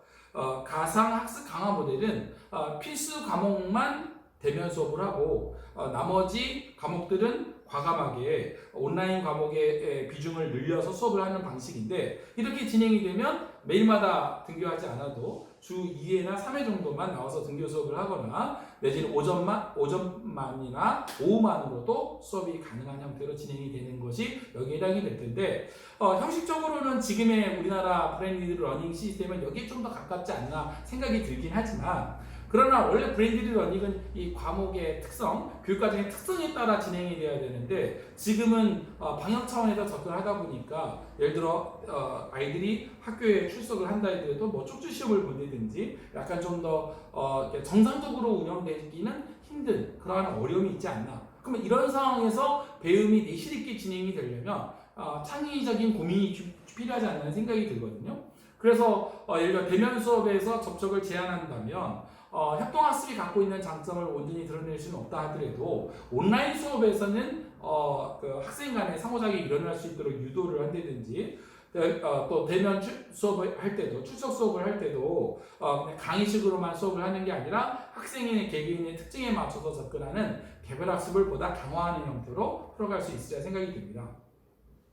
미래형 학교 교육과정의 방향을 살펴보면, 먼저 이제 국가 수준의 교육과정 같은 경우 이제 학문 중심에서 구성주의, 그리고 역량 중심 교육과정으로 흘러오고 있지만, 그래서 현재는 역량 중심 교육과정을 지향하고는 있으나, 사실 냉철하게 분석을 해보면 총론과 강론이 약간 따로 노는 느낌이 있거든요. 그러니까 총론은 쉽게 얘기해서 역량 중심 교육과정에 초점을 둔다면, 학교급 교육과정이나 교과별 교육과정은 좀 다른 형태를 띠고 있지 않나 하는 생각이 들어요. 그러니까 예를 들어서 초등학교 같은 경우 저학년은 구성주의에 좀 더 가깝다면 고학년은 학문 중심 교육과정, 그리고 중학교 같은 경우는 구성주의와 역량 중심 교육과정이 혼재되어 있다면 고등학교는 학문 중심 교육과정에 좀 더 방점을 찍고 있지 않나 생각이 좀 들거든요. 학교 교육과정의 문제를 우리가 살펴보더라도 지금까지는 국가 수준의 교육과정을 구현하는 데 초점을 둔 하향식 운영이라면, 앞으로는 학교 자치에 기반한 자율적인 학교 운영이 보다 더 강조돼야 되지 않는 생각이 들어요. 특히 이제 학교 자치는 굉장히 의미가 있는데, 단위 학교의 자율성을 극대화하자는 건데, 그럴 때 이제 여기서 핵심은 저는 교육과정 자율성이라고 보거든요. 그런데 자율권이 준 만큼 학교 단위 책임 경영제를 통해서 책무성을 보다 강화하는 것이 필요하지 않나 생각이 듭니다. 그래서 실제로 최근에 이제 코로나 상황에서 잘 대응하고 있는 학교들을 이렇게 분석을 해보면 몇 가지 공통된 특징들이 있는데 학교 자치 역량이 큰 학교들이 상대적으로 잘 극복했거든요. 그래서 교육청의 눈치를 보는 게 아니라 단위 학교 차원에서 교사수 공동체 차원에서 고민해서 집단지성으로 이 문제를 해결하는 학교들이 능동적으로 위기들을 잘 극복해 나가지 않는 생각이 드는데 예를 들어서 뭐 청동여중이라든지 영훈초등학교라든지 별무리 고등학교 등 일부 사립학교나 대안학교 또 미래학교 등은 이 위기를 상대적으로 잘 극복한 것도 그런 맥락에서 이해할 수 있다고 보고요. 그 다음에 이제 공립학교에 비해서 등록금을 많이 받는 학교 같은 경우는 학부모의 불만이 학생의 모집에 영향을 미칠 수 있기 때문에 좀 더 고민해서 이 문제에 대응했다고 보고요. 그 다음에 이제 창당여중 같은 경우도 사실은 코로나 이전에 스마트 교육 환경이 잘 구축된 학교란 말이에요. 별무리 고등학교도 구글 클래스룸을 이미 그 전에 잘 활용하고 있던 상황에서 이 상황이 벌어졌을 때 온라인 수업을 잘 대응하지 않았나 생각이 듭니다. 미래형 학교 교육과정 운영의 방향에 대해서 생각을 해본다면 저는 무엇보다도 단위 학교 차원에서 핵심 역량에 대해서 우리 풀어가는 데 있어서 국가 수준은 6대 핵심 역량을 제시하지만 단위 학교가 그 모든 것을 다 한다는 건 현실적인 한계가 있지 않냐. 그런 면에서 서너 가지를 선택해서 선택과 집중의 원리에 따라서 구현하는 것이 현실적인 접근이라고 보고요. 그 다음에 이제 역량을 풀어가는 데 있어서 무엇을 위한 역량이냐, 즉 가치가 뒷받침되어야 한다는 거죠. 그리고 이제 기존 교과 중심 교육과정으로 풀어갈 수 없는 부분들이 있는데 그런 것들은 이제 주제 통합 수업이라든지 재정활동 등을 통해서 보완해야 한다고 보고요. 그리고 이제 프로젝트 기반 수업을 통해서 학생들이 직접적으로 자기가 흥미 있고 관심 있는 과목을 설치하고 운영할 수 있는 수준으로 가야 되지 않냐라는 거죠. 그리고 아이들의 발달 단계의 특성에 맞춰서 맞춤형 교육과정, 학생의 개개인의 특성에 맞추어서 교육과정이 제공될 수 있어야 한다고 보고요. 그 다음에 진로 진학 교육과정이 보다 체계적으로 진행될 필요가 있다고 봅니다. 그리고 주어진 지식을 단순히 습득하는 수준을 넘어서 자기 주도적 학습과 학습 코칭 체제를 통해서 적절한 피드백을 통해서 배움이 잘 일어날 수 있도록 관리하고 풀어갈 수 있는 것이 필요하다고 보고요. 그 다음에 이제 학생 수가 감소되고 있는 상황 속에서 학교가 살아남기 위해서는 다른 학교와 다른 우리 학교만의 특색이 더 중요하다고 보거든요. 그래서 특색화된 학교 교육 과정을 고민해서 운영하는 것이 굉장히 중요한 문제라고 봅니다. 이제 무크라든지 미네르바 스쿨이라든지 칸 아카데미라든지 매트릭 스쿨 등 해외 학교의 사례에서 우리에게 시사하는 바들이 많이 있어야 생각이 되는데요. 사실 이제 국내 학교도 마찬가지거든요. 우리나라에 있어서도 그러니까 미래형 학교 교육과정을 운영하는데 우리가 참고할 만한 학교들이 있다고 보는데 이제 그 중에 몇 학교를 꼽아서 얘기해보자면 충남에 있는 삼성고등학교인데요. 여기는 이제 대학 진학교육에 초점을 맞춰서 무학년 학점제로 운영을 이미 하고 있는데 전체 학과를 대학에 있는 학과를 분석을 해서 3개월 8과정으로 정리를 한 다음에 각각의 과정을 수행했을 때 학교가 자체적으로 개발한 디플로마를 수행하고 부여할 수 있도록 운영을 하고 있거든요. 그래서 여러 가지 과정들이 있는데 예를 들어 하나만이 아니라 여러 개의 과정을 이수하는 경우 또 그 다음에 학습 수준이 뛰어난 아이들의 경우 언어에 대한 부분 이거에 맞춰서 각각 융합 디플로마, 고급 디플로마, 이중 언어 디플로마 등을 부여해서 아이들이 진학에도 실질적인 도움이 될 수 있도록 교육과정을 현재 운영하고 있지 않나 생각이 듭니다. 그 다음에 이제 별무리 고등학교 같은 경우 이제 사례를 살펴보면 별무리 고등학교 같은 경우는 이제 그 여러 가지 역량들이 있겠지만 3대 핵심 역량에 초점을 맞춰서 교육과정을 디자인해서 운영을 하고 있는데 그래서 뭐 창의적 글쓰기라든지 인문학 수업 등을 강조해서 운영을 하고 있고 특히 이 학교 같은 경우는 학생 개인별 맞춤형 교육과정을 이미 실현하고 있거든요. 그래서 학생마다 시간표가 각기 다 달라요. 그래서 교사가 개설한 과목이 140여 개, 학생이 개설한 게 205과목을 그다음에 온라인 과목으로도 그게 운영이 될 수 있도록 하고 그것을 운영하는 과정에서도 4학기제 그래서 계절별로 4학기 쿼터제로 해서 교육과정을 운영하고 있는데 지금 보시는 건 그 별밀고등학교 학생의 하나 아이의 시간표인데 사실은 아이들마다 이 시간표가 각기 다르거든요. 그래서 아이들이 자기의 관심사와 진로와 희망에 따라서 그에 맞춰서 교육과정을 풀어갈 수 있도록 이렇게 진행하고 있고 그다음에 이제 프로젝트 기반 수업을 강조해서 가치 융합이나 교과 동아리 프로젝트를 실제로 운영하고 있고요. 티칭을 넘어서 코칭식으로 수업을 운영하고 있기도 합니다. 그런 면에서 우리가 이제 참고할 부분이 많이 있다고 보고요. 브랜디드 러닝을 통해서 사실은 우리가 교육과정에 대한 새로운 상상력을 불러일으키고 시도할 수 있는 부분들이 있는데 예를 들어 거꾸로 교실, 플립 러닝을 좀 더 강화할 수 있는 방안도 있을 거고요. 그 다음에 교육과정을 운영하는 데 있어서 온라인 과목에 적합한 과목들을 중심으로 해서 예를 들어서 매주 수요일은 오전에는 온라인 수업을 하고 오후에는 현장 체험학습 활동을 하게 해서 그러니까 매일마다 등교하는 게 아니라 그러니까 주 4일이나 3일 등교하면서 진행을 하되 지역사회 자원들을 활용해서 마을교육 공동체를 활성화해서 마을에 있는 자원들, 지역사회에 있는 자원들을 교육에 활용할 수 있도록 풀어갈 수 있으리라 생각이 됩니다. 그리고 온라인 수업이 의미 있게 풀어가려면 저는 세 가지 요소가 중요하다고 보는데 교사의 실제감을 어떻게 살릴 거냐, 그리고 모든 학생들이 어떻게 흥미있게 수업에 참여할 수 있도록 유도할 거냐, 그리고 학생의 개개인의 특성에 맞춰서 어떻게 피드백할 거냐, 이 세 가지 요소가 잘 이루어져야 배움이 일어난다고 보는데 특히나 개인 맞춤형 피드백은 교사가 일일이 하기에는 현실적인 한계가 있고 특히 다인수학급에서는 어려움이 있는데 이런 부분들을 그 에듀테크 측면에서 인공지능 기술을 생각을 한다면 훨씬 더 맞춤형 피드백도 가능하지 않을까 생각이 듭니다. 그다음 미래형 수업과 평가의 방향에 대해서 한번 생각을 해본다면 이제 가르침에서 배움으로, 배움에서 익힘으로, 익힘에서 깨침으로 지금 강조점이 전환되어 가고 있는데 어떻게 보면 아이들이 하나를 하면 열을 아는 단계, 그래서 스스로 공부할 수 있는 쪽으로 수업 방식이 변화되어 가고 있는 과정들을 우리가 바라봐야 된다고 보고요. 그 다음에 이제 사고 개발 측면에서도 지식과 이해뿐만 아니라 적용, 분석, 종합 평가에 이르기까지 고차원적인 사고 개발이 이루어질 수 있도록 수업이 진행이 돼야 되고 그리고 교사 중심, 지식 중심의 일지학습에서 학생의 개개인의 특성에 맞는 개별학습으로 너의 성공이 나의 실패인 경쟁학습이 아닌 서로 윈윈할 수 있는 협동학습으로 학습 구조의 혁신이 이루어져야 된다고 봅니다.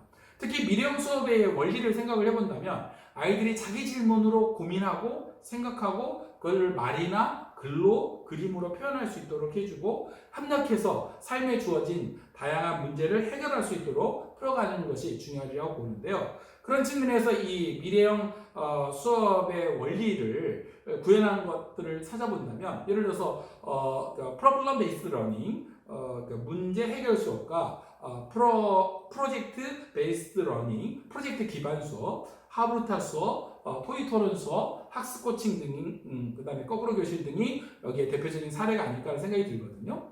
예를 들어서 이제 문제 중심 수업 같은 경우, PBL 수업 같은 경우 삶의 문제를 끌어와서 아이들이 자기 주도적으로 문제를 해결할 수 있도록 유도하고 있는데 이 부분은 온라인 수업에서도 충분히 가능하고 특히 미래의 사회의 핵심 역량 중에서 문제를 해결하는 부분이 굉장히 중요한 부분이라고 보는데 그런데 현실적으로 의미 있게 풀어갈 수 있는 좋은 수업 방식이 아닐까 하는 생각이 듭니다. 그런 면에서 이제 온라인 수업에서 풀어간다고 했을 때 그냥 단순히 학습하고 나서 OX 퀴즈 하는 정도로 복습하는 수준을 넘어서 아이들이 좀 더 고차원적인 사고 능력을 개발할 수 있도록 PBL 문제를 제시하는 것은 의미 있는 접근 사례가 되리라 생각이 되고요. 그 다음에 짝을 지어서 질문하고 토론하고 생각할 수 있도록 도와주는 하브루타 수업도 사실은 이제 온라인 수업 상황 속에서도 충분히 구현이 가능하거든요. 그래서 그 학습 주제에 대한 흥미 유발로 질문 중심 하브루타를 활용한다든지 그 다음에 아이들이 공부한 내용을 가지고 그 문제를 풀어보는 게 아니라 문제를 출제해보는 방식으로 그 다음에 이제 배운 내용을 토대로 해서 자유질문을 만들고 그 중에 한 가지 대표 질문을 만들어서 그거에 대해서 자기의 생각을 써보게 하고 발표하는 것은 의미 있게 활용할 수 있는 수업의 사례라고 볼 수 있고요.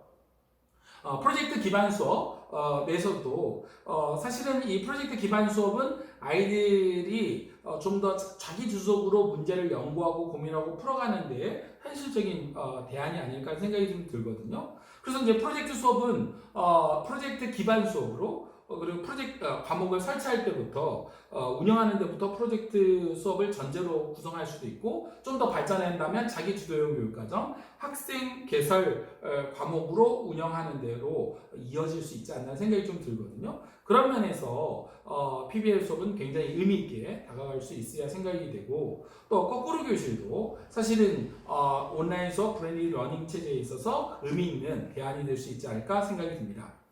끝으로 이제 평가 방법에 대한 말씀을 좀 드리면요. 지금까지 교육은 획일적인 지필평가나 상대평가는 기본적으로 하나의 정답, 주어진 정답을 찾아가는 거라면 지금의 상황에서는 다양한 삶의 문제를 해결하는 데서 다양한 해결 방안을 모색하는 데 초점을 둬야 되지 않냐. 그러면서 다양한 평가 방법과 성장 중심 평가, 과정 중심 평가를 우리가 보다 더 강조할 필요가 있다고 생각이 됩니다.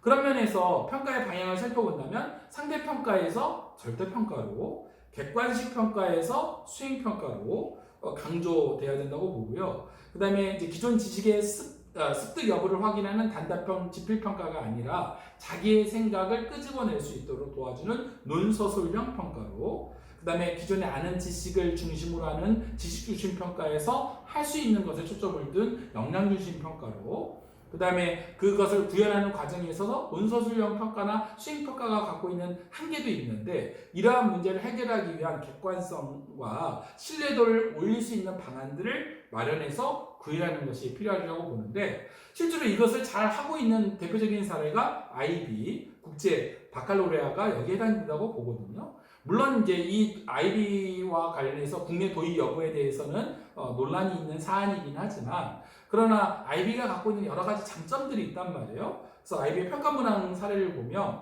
아이들의 사고력들, 자기의 생각을 풀어내는 그리고 어떤 주어진 정답이 아니라 다양한 해결 방안을 모색하는 평가 방안을 개발하면서도 이것이 이제 신뢰성과 객관성을 확보할 수 있는 장치들을 마련하고 있는데 그런 측면에서 저는 KB, 한국형 바칼로레아가 중요하다. 우리도 이제 그런 것들을 준비해야 되지 않나 하는 생각이 좀 드는데 그런 면에서 사회적 신뢰성을 확보한 논서술형 평가라든지 수행평가 체제를 개발해야 되고 그리고 그 평가의 전문성을 교사가 가질 수 있도록 풀어갈 수 있도록 그 시스템을 갖추는 것이 필요하지 않나 생각이 들거든요.